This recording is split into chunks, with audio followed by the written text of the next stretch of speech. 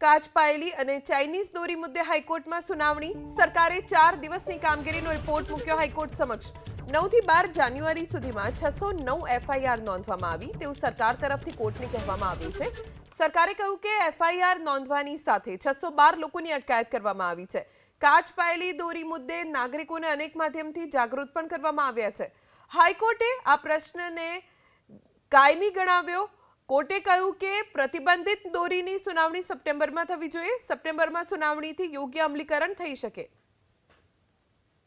છેલ્લા 9 તારીખથી 12 તારીખ સુધીમાં એટલે કે આ 3 કે 4 દિવસમાં 609 એફઆઈઆર થઈ અને 612 વ્યક્તિઓની અટક થઈ.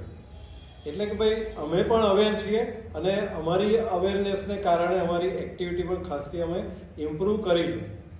હવે એમણે એવું પણ કહ્યું કે ભાઈ જે સૂચનાઓ સુધારવાની હતી કે જે જાહેરાતો સુધારવાની હતી એ અમે કે શુક્રવારે સુધારીને ખાસ કરીને પેલી જે ગ્લાસ કોટેડ દોરી પર પ્રતિબંધ છે એની જાણ જાહેર જનતાને કરવાની હતી એ કરી દીધી છે. જે એફિડેવિટ થઈ છે એને કારણે અને સરકારી વકીલ સાહેબનું જે પોઝિટિવનેસ છે એને કારણે ઘણું બધું કામ છેલ્લા 4-5 દિવસમાં થઈ રહ્યું છે.